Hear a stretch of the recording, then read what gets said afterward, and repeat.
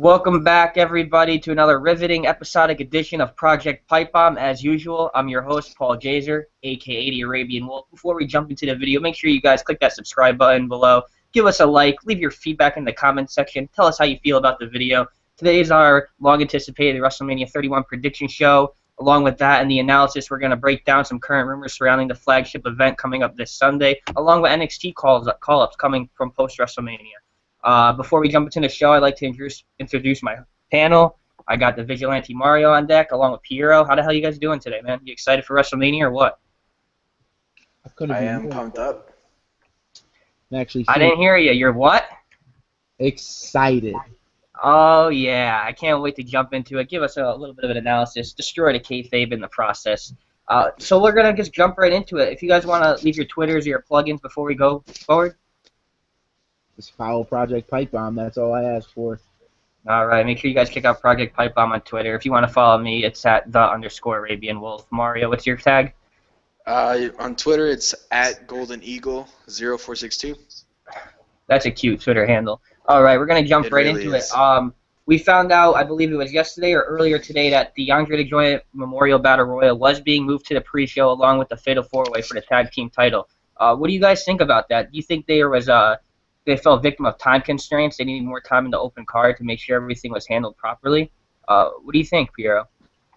I feel like the Battle Royal is going to probably not take a lot of time up, but you got to also remember, I know a lot of people want wrestling on the show, as everyone should, but you got to remember WrestleMania is like the Super Bowl. The Super Bowl is more football than entertainment, but they still throw the entertainment in there. So hopefully they don't throw the entertainment in there that much. Hopefully they give this time for segments that we want to see. Hopefully something with Reigns and Lesnar goes longer than usual. You know, something good at least. And maybe I'd like to see the ladder match go pretty long.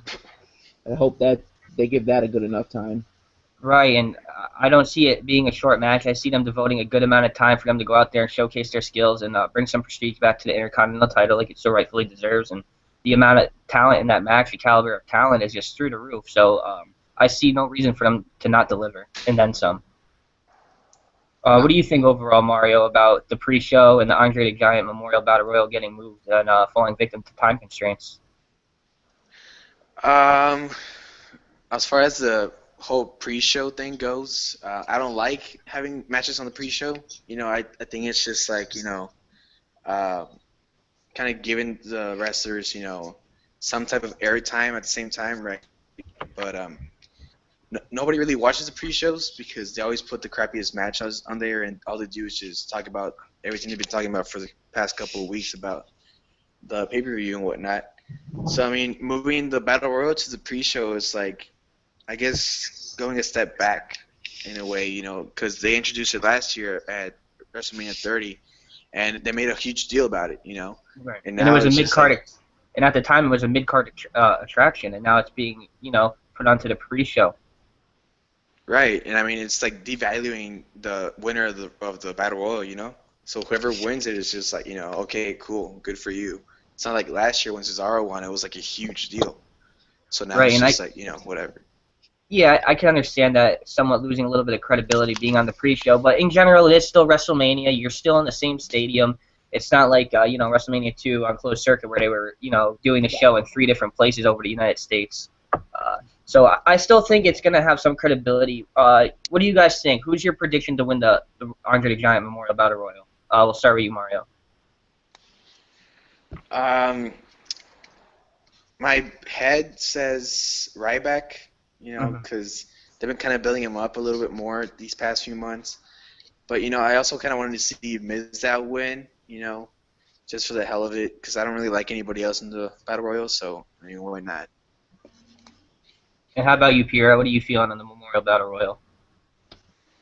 Realistically, I'd say Ryback, but I'd like to see a Tommy win it. That'd be great to have him win that and then be on Raw the next day, and that would be there. That would be ideal, but we all know it's probably going to be Ryback, and the way it's going to go Mizdow's going to eliminate Miz. That's going to set up a feud, and then you're just gonna have these random tosses. No one's gonna care.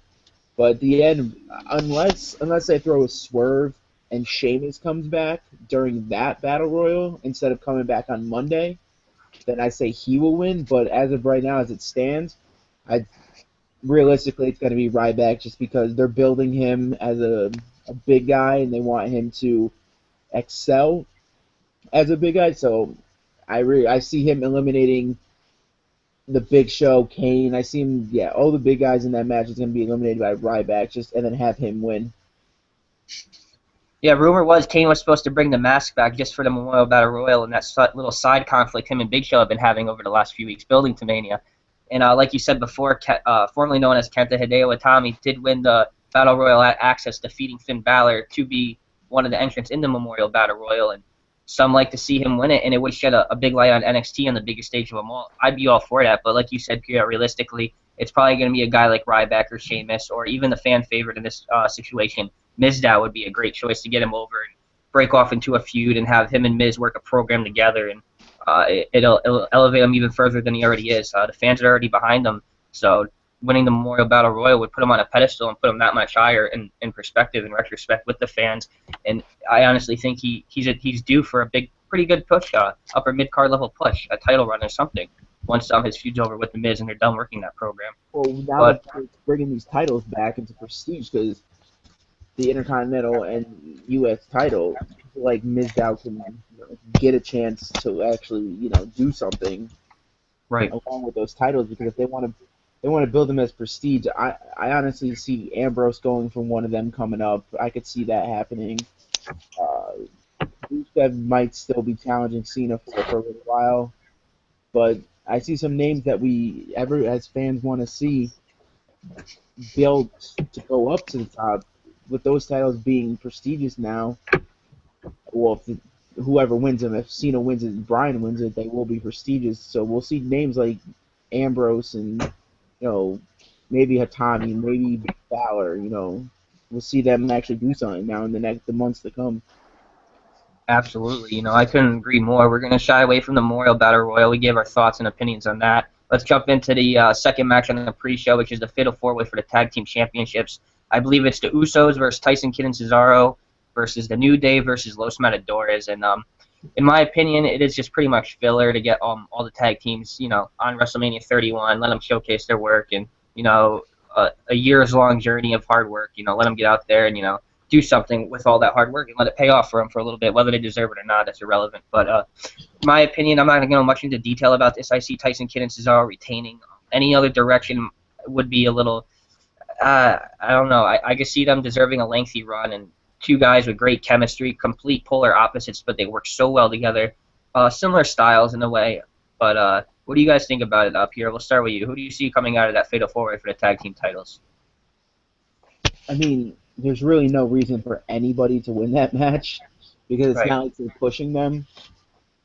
I mean, Cesaro and Kidd probably the logical choice just because they are, they're actually doing really good as a team. But I don't know, for some reason I see New Day winning. I don't want that to happen, but oh no, that's like that rumor started about the 4 Horsemen rule. Yeah, it's gonna happen.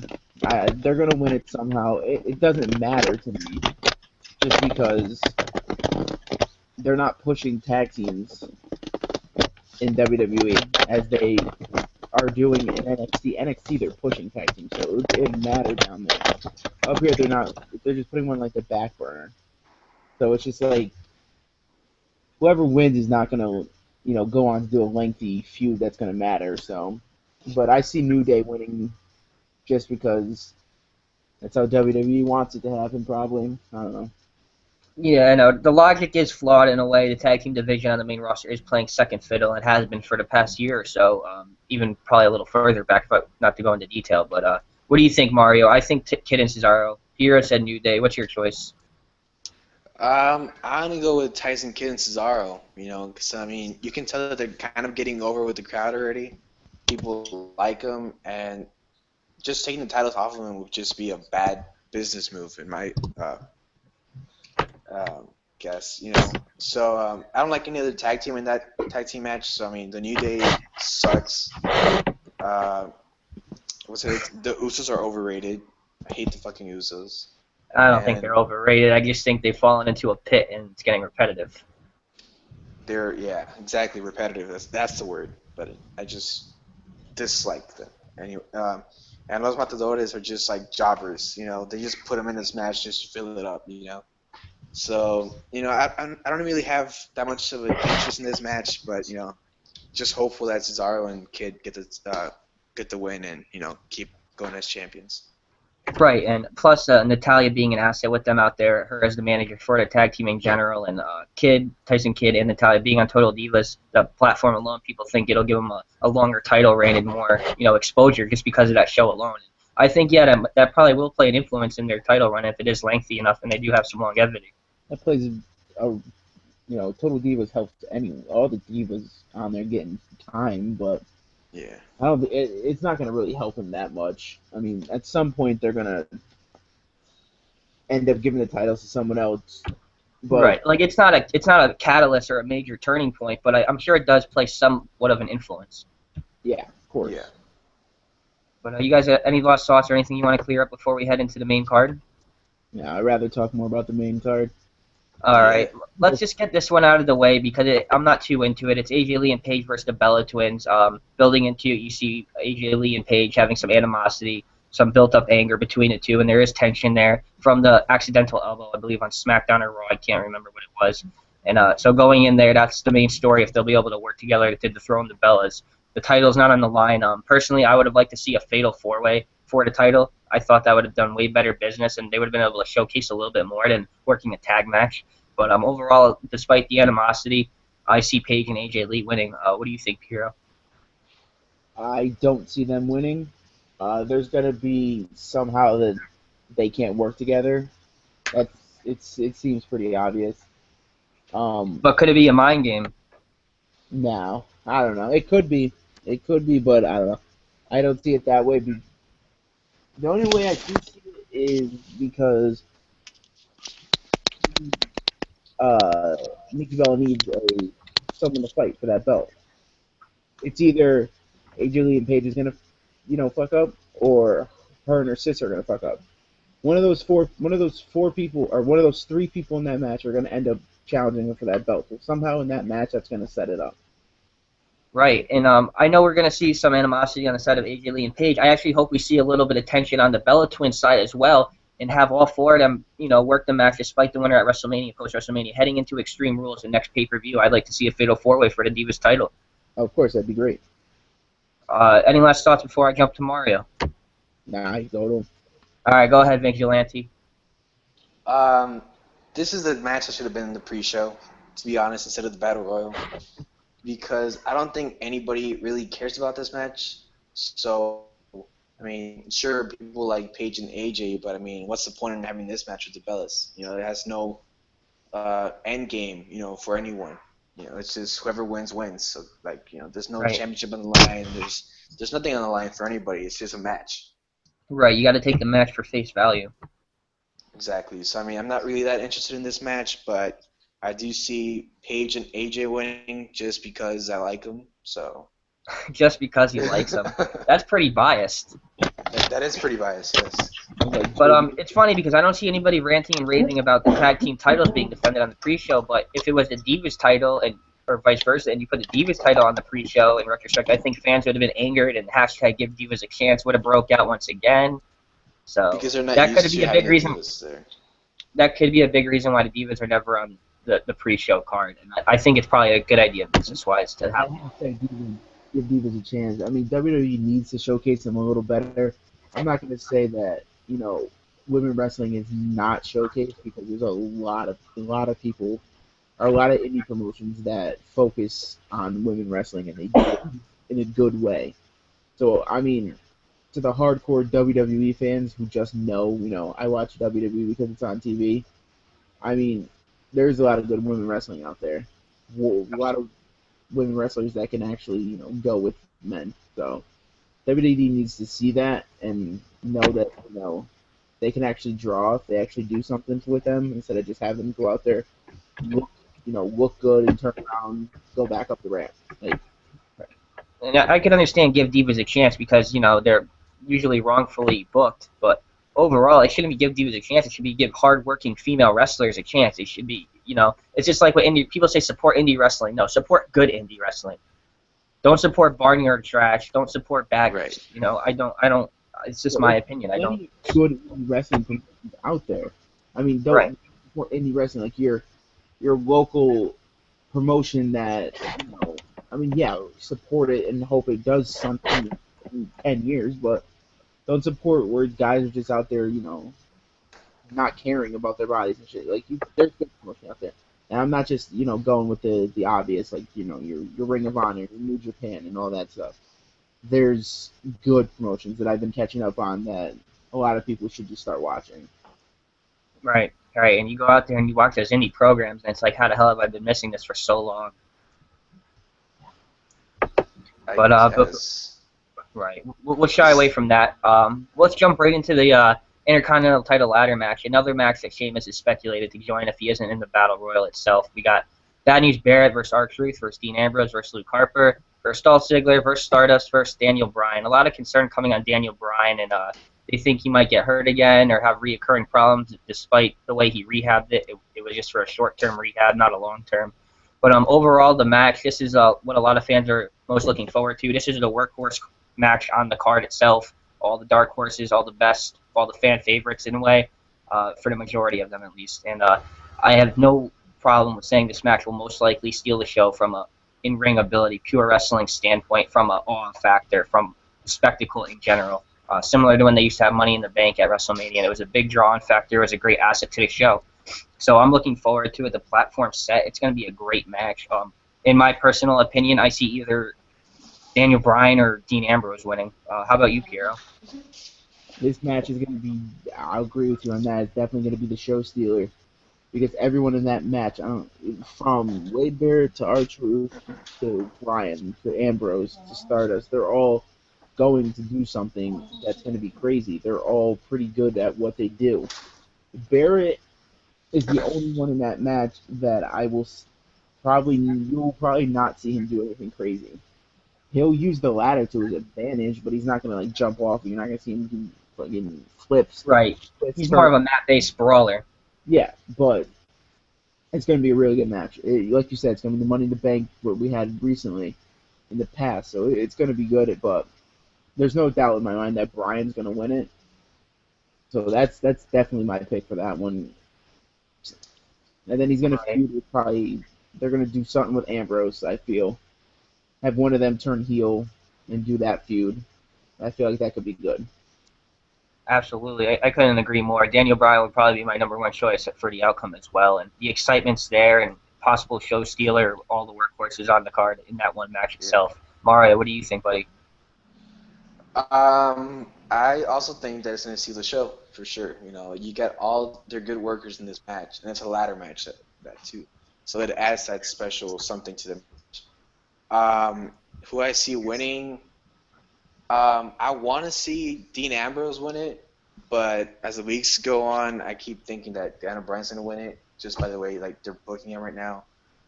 But I don't know. I want to see Ambrose win, but I'm pretty sure Bryan's going to win. So we'll see. Yeah, there's just the amount of talent, the amount of credible talent in that match in general makes it kind of hard to come out with a decisive winner because, they're all believable IC champions in their own right, and especially with the main event, too. We'll get to that later on, but, some people don't really know what's going to happen. It's a lot less predictable than previous WrestleMania events have been, so I'm looking forward to it, especially with the Seth Rollins being another dynamic in that match. If he does decide to try and cash in, or whether he waits till next night is yet to be seen. But any last thoughts on the ladder match, guys, before we jump into Seth Rollins versus Randy Orton? It's going to be a great match to watch. Oh, dude, I'm so excited for it. I can't wait to see what kind of spots they're going to pull out. It's going to be balls to the walls, man. They're going to lay their cards on the table. They're going to go out there. They're going to steal the show and prove why they're the workhorses of the company. Ambrose do a fucking elbow drop from the top of the ladder. A standing elbow drop. Yeah. Pretty innovative, in my opinion. But, yeah, let's jump into Seth Rollins versus Randy Orton. In my opinion, the build-up has been somewhat lackluster, although I am still looking forward to it for just a good wrestling match in general. And not as many people are, into it, but overall, I think it will exceed expectations from a wrestling standpoint. I think they're going to tell a good story and put on a good match, and uh, the way Seth Rollins is left after that will definitely play an influence on whether or not he's going to cash in. But overall, I see Seth Rollins pulling a win out of his ass somehow. I see him having some plan B, plan C, whatever you want to call it, D, E, or F. I see there's a backup plan, and I see Seth Rollins pulling out a dirty win. What do you think, Piero? Seth Rollins is definitely going to win that match, just because of what you said. There's gonna be something that makes him win, and then they're gonna because of the build up was so slow and then fast at the same time. They're gonna feud a little more. But Right. in my opinion, this is gonna be one of the best workers that Randy Orton has ever faced. So this match is gonna be good. It's gonna be people are gonna be surprised how good it's gonna be. Right. Seth Rollins is such a breakout star ever since leaving the Shield. He's made a name for himself. He's really developed as a character. He's such an athletic worker, great high flyer, good ring psychology. The guy's the total package. You name it, he's got it. And any wrestling company in the world would be happy to have him, one of the highest commodities in pro wrestling today. What do you think, Mario? It's gonna be a hell of a match, that's for sure. I think this might kind of go over the ladder match, to be honest with you, because It could. these two guys can go. Orton can go, and Rollins can go, and you're gonna see some insane moves, some crazy counters, and just a great wrestling match. The winner, I think, will be Randy Orton, because Seth Rollins has the Money in the Bank case. So, I mean, I could see him cashing in maybe early, like maybe next week or the week after that, and then him going in a feud with Orton with a title, but with Rollins coming out on top, right? But I don't know, because I don't think Rollins needs this win. I think Orton needs this win more than Rollins right now. So we'll see. Right, yeah, I could definitely agree with that to a certain extent. He does need the win, but despite winning or losing, I think even if he does lose, he's still on fire. He's red hot, and he's going to keep coming back after him. So the momentum will be there. And Rollins, I think, needs that credibility a little bit when he is going to cash in on a guy like Roman Reigns, who they're trying to build up to look really strong, or Brock Lesnar, who is that undefeatable presence, that big monster heel, despite maybe seeing a face turn of some sorts later in the night. But overall, yeah, I think they both need to win. I really do. Any last thoughts, guys? Piero, we got your take, right? Oh yeah. All right. Any last thoughts, or? Nah.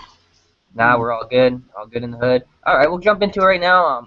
I'm not so excited about it. I know other people are more into it than I am. John Cena versus Alexander Rusev. I think as far as a storytelling match and ring psychology, that's something John Cena always brings to the table, whether you like him or not, and he does a very good job at it. I think the match itself will be a good match, but the drawing factor for me isn't really there. But I am interested in seeing the outcome. Personally, a lot of people are going to say John Cena is going to win. I think Rusev should win. Point being, I'll elaborate real quick, is just like with Randy Orton when the Authority ripped him off TV and they curb stomped him twice.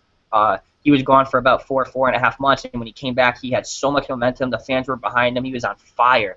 And before he left, he was so desperately needing something like that. So I think for John Cena to fall to Rusev at WrestleMania and then take some time off and come back hotter than ever would be the best thing for his career and his popularity.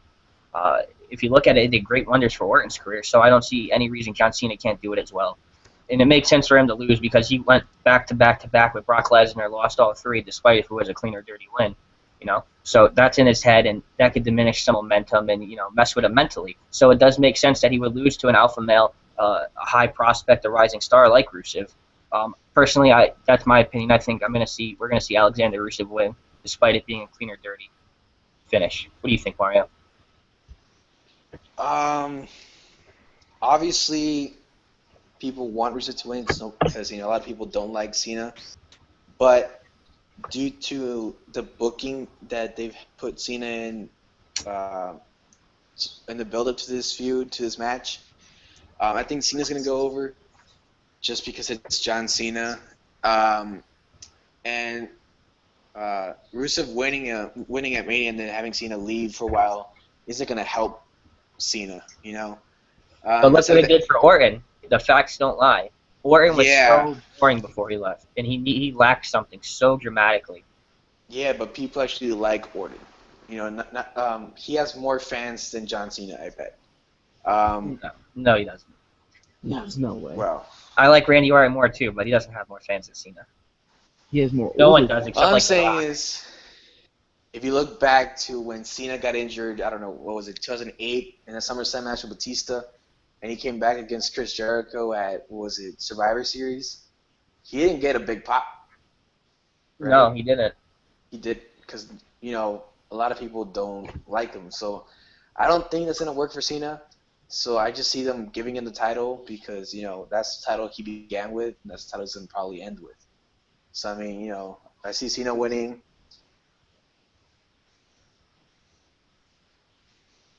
Okay, yeah, like I can understand that. Like I know they're trying to bring the prestige and the credibility back to the U.S. and Intercontinental title as well, but I think Rusev holding the U.S. title right now, despite it being demoralizing to USA fans if they're behind the kayfabe storyline, I think he's doing a great job with the title in general and the uprising of it. So I don't really think there's any need for John Cena to carry the title to bring prestige back to it. I think he needs a time off TV. Just like when he was hurt with the elbow, he had to leave and he put over Bryan in the SummerSlam match, which Triple H turned on the whole authority angle began. He left, he came back, he defeated Del Rio, I believe, at Hell in a Cell for the World Heavyweight title, and he got a pretty huge pop when he came out. And he was only gone like 2 months. We'll see. We'll see what happens. There's so many different ways it could play out. The scenario is yet to be seen. What do you think, Piero? I think Cena's gonna win. It's the obvious choice, but I mean, Rusev winning would be good. Have Cena off for a couple months, come back. I mean, I don't know if he'd get a pop or anything, but I don't know. It might be good for him. Pop out a We got little, stay out for a couple months, come back, refreshed, and just do what you need to do. right. Because if Cena goes over, what's next for Cena? What's next for Rusev? They're probably most likely would continue the program into Extreme Rules and so on and so forth. But it's yet to be seen. Any last thoughts, guys, before we shy away from Cena versus Rusev? Nope. It's all set. All right, we'll jump into it next. We'll do Sting versus Triple H down. One of the most anticipated matches on the card, most anticipated matches at WrestleMania 31, and it's been such a long time coming. Sting is finally in the WWE. 14, 15 years in the making since WCW shut down, and it's nostalgic for me being a WCW guy back in the day, and I was a WAF guy as well. I watched both products, but very nostalgic for me. I can't wait to see the match. In my personal opinion, Triple H and Sting are two of the best in-ring psychologists this business has ever seen to ever lace a pair of boots, whether you like them or not. And I think they're going to go out there. They're going to give us a pretty good match. They're going to tell a great story. It's going to be, it's going to be everything we want. And just that stare down alone is going to do it for me. I see Sting going over. Pretty simple opinion. Pretty simple pick as well. What do you think, Mario? I don't think it's going to be a great match by any means necessary.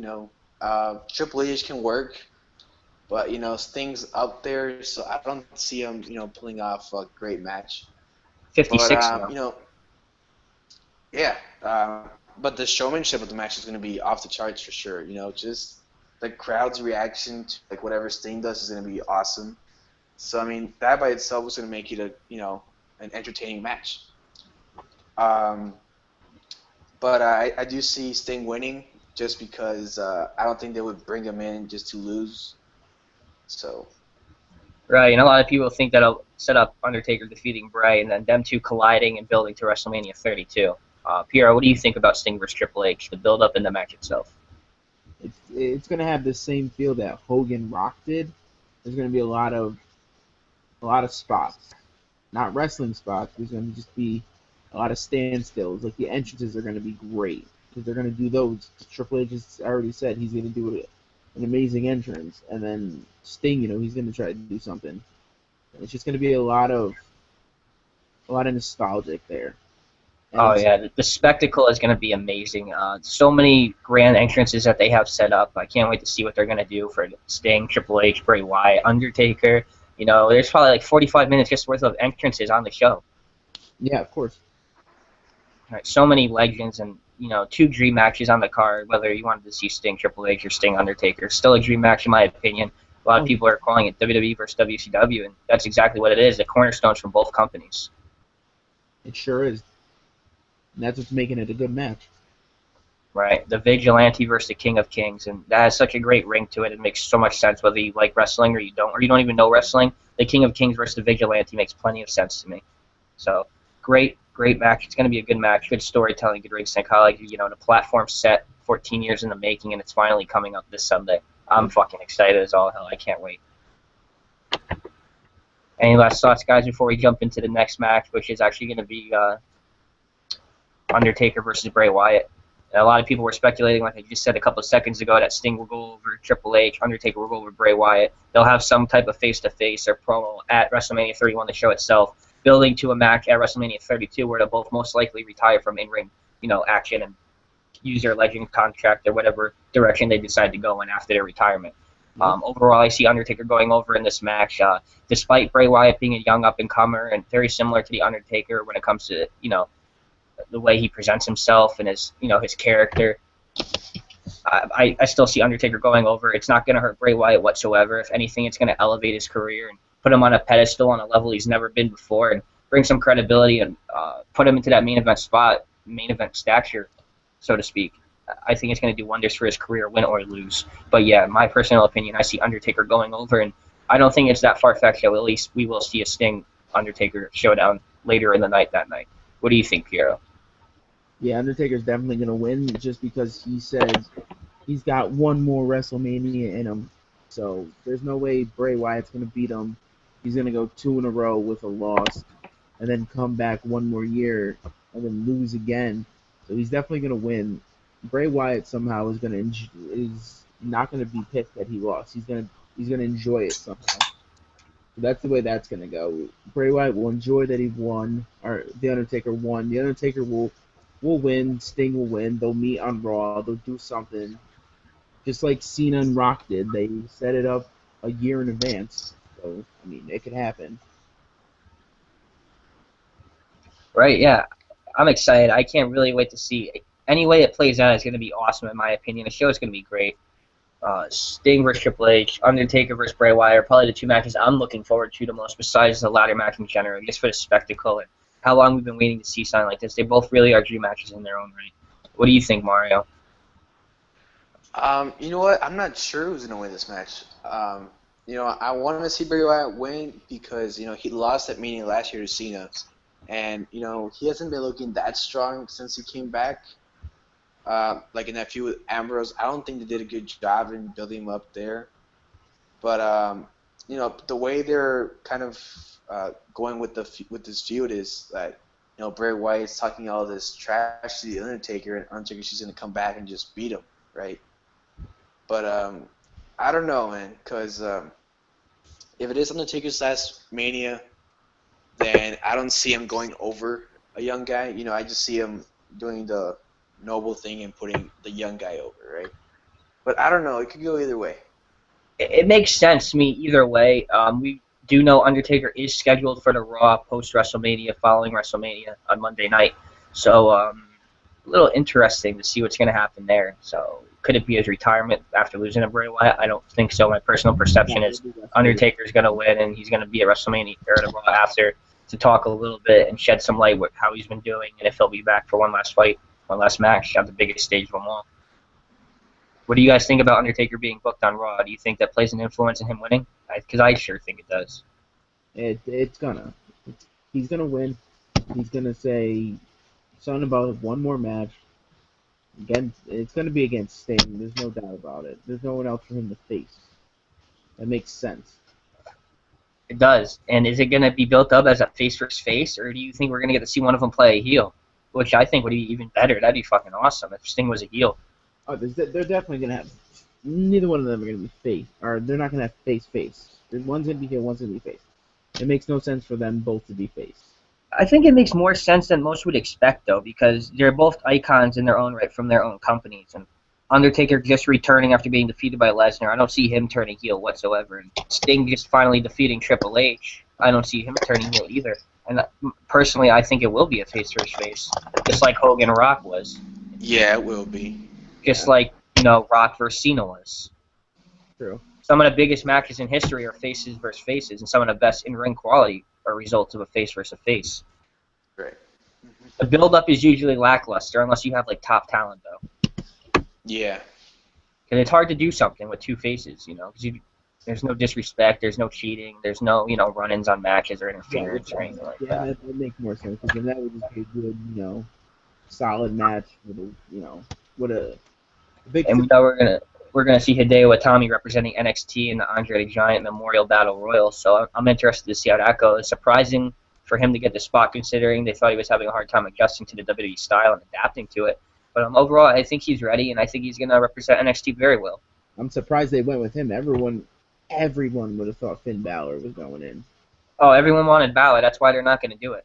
They're going to make us wait. And the rumor is Sami Zayn and Kevin Owens are supposed to be scheduled for Raw. If you guys watching the show now follow NXT, we know Sami Zayn's out with a storyline injury, and Kevin Owens is rehabbing from actual knee surgery. Those are supposed to be the two guys on WrestleMania from the Post Wrestlemania show going into Raw. Unfortunately, they're not going to be there, so their talk now is of Finn Balor and Adrian Neville being on the show, which is even better in my opinion. I think it'd be a better choice. Like, I can't even pick. Those are four of my favorite wrestlers of all time in their own rights. Right. But either of the four, I don't care. You could take any two out of any of them. I'll be happy no matter what. Interested to see the influence Balor and Neville will play on the product. Of course, any of them in the main roster would be amazing if they did them right. If they didn't, screw them up. We know Vince is very high on Finn Balor. He likes the body paint. He likes how he carries himself. He thinks he's very professional. So we don't have anything to worry about when it comes to Finn Balor, because Triple H is going to be probably in charge of his booking for the majority of it.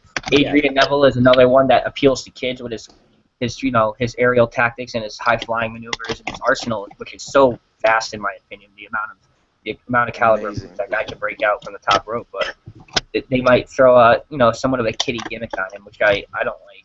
I say bring up Kalisto and let him work like as a similar to the demographic that Mysterio used to appeal to. They might see him as someone who could draw the kids, and then they might just mess him up that way. That's what I'm worried about with him. Right.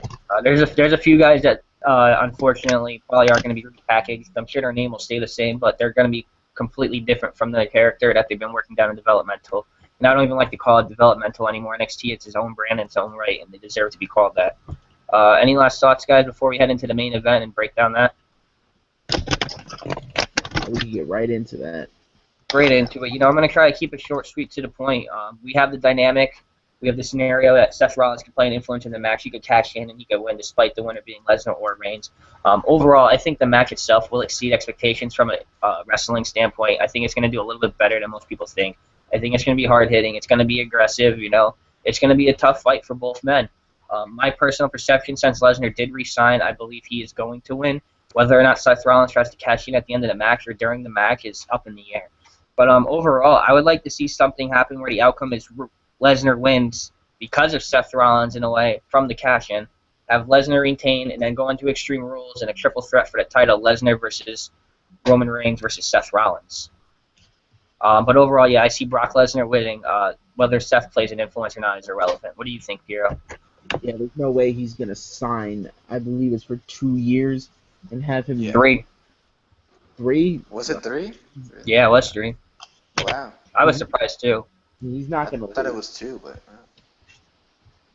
There's no way. That match has Lesnar written all over it. And it's going to be brutal.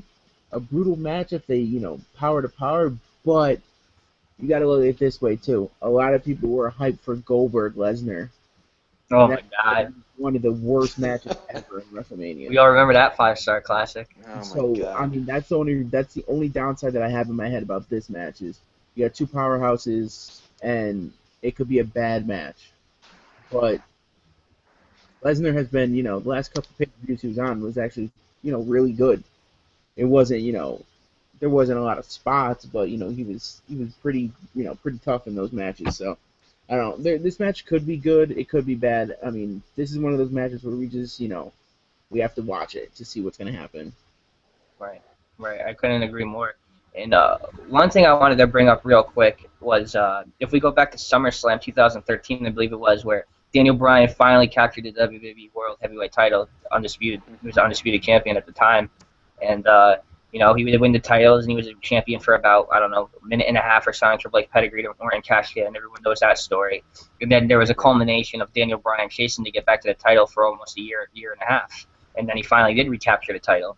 And I think they could do something very similar like that with Reigns, where he does go over Lesnar at WrestleMania 31, and then he loses it by Seth cashing in the next night or the same night. He might win, be champion for a minute, Seth cashes in, and then you create that chase. And during that chase, it helps build him up, and it helps him, gain some, not so much credibility, but experience along the way, building to the time when he has to carry the title on his own. So, yeah, I think that'd be a great way to go for it. What do you think, Mario? Let him chase the title following Mania. I just want to see Lesnar squash Reigns, just like suplex him like 20 times, But that's probably not going to happen. I do see Lesnar being dominant, though. I don't see Reigns, being, the powerhouse of the match, right? I see Lesnar kicking his ass the whole time, and just Lesnar kind of, fighting back like Cena did at Night of Champions. And I kind of wanted to see a double turn, between Reigns and Lesnar, with, Paul Heyman costing him the title and going with Reigns. That'd be epic, that'd be pretty cool. It would be, Lesnar's already getting a babyface. What? Go ahead. Yeah, no, you're right, completely right. Lesnar was getting a babyface reaction if we go back to the ending of Raw earlier this week when they were holding the title and they were doing a tug-of-war. They were chanting Lesnar. They booed the hell out of Reigns that night too, so it's not going to be a nice night for Reigns at Mania because we all know WrestleMania crowd is one of the toughest crowds to be in. So Post WrestleMania crowd is, I think, in my opinion. They're both pretty bad, dude. If you guys remember, right after WrestleMania 29, they were fucking brutal. Yeah, that Jersey crowd. I think it was Jersey. They were crazy. They were tearing them up, man. But they're Go ahead, Mario. You got any last thoughts, buddy? No. I just see Lesnar winning, and no cash in from Rollins because he's still gonna be in the feud with Orton. So I don't see him being champion anytime soon. But I mean, I don't know. I just like Lesnar that much, so I just want to see him win. But from a booking standpoint, I think that's a smart choice to give a chance to Reigns to build himself up for next year's WrestleMania, which is in Cowboy Stadium. So it's going to be one of the biggest WrestleManias ever. So I'd rather see him win the title there than in this WrestleMania, And I know there's talk of The Rock's. They're not 100% sure yet because of how busy his schedule is, but he might be appearing and wrestling a match at WrestleMania 32. And it would be kind of like, I don't know, I'm not one for The Rock coming back part-time because he's so greasy in the ring and somewhat green because he's been dry for so long and out of ring action. But it would be kind of cool to see a heel Roman Reigns carrying the title with Paul Heyman the face-off against The Rock. That would be pretty cool. That would work, yeah. I'd like to see that. Right, and I think that would do a lot for him. It really would, and The Rock would elevate him to main event stardom. Although he already is carrying the title and in the main events, it doesn't, in my opinion, make you a main event star. No. Yeah. But we covered everything WrestleMania 31 wise. Is there any points of emphasis you guys want to hit on throughout the show? Anything you want to bring up? Any rumors going on that you want to talk about and break down? I'm just ready for this. I've been negative about it for a while now, but the last couple, it's just, you get more feeling WrestleMania, you get more excited for it. So I'm ready to see what's going on. We got 35 hours of WrestleMania on Sunday, so I'm ready for it. The main show itself is 4 hours. The pre-show is 2 hours or 2.5 hours. It's just a humongous show. Yeah. Really is. And we got the Walking Dead finale, I believe, on the same exact night, which I'll be I know. I'll be recording that. I think next too is I'm gonna be on Twitter a lot during that WrestleMania, and I'm gonna see what's going on during Walking Dead and spend the shit out of it.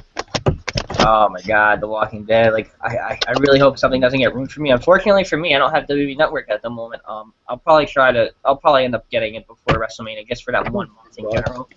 I'll buy it the day of WrestleMania, so I get that and Extreme Rules for the price of one.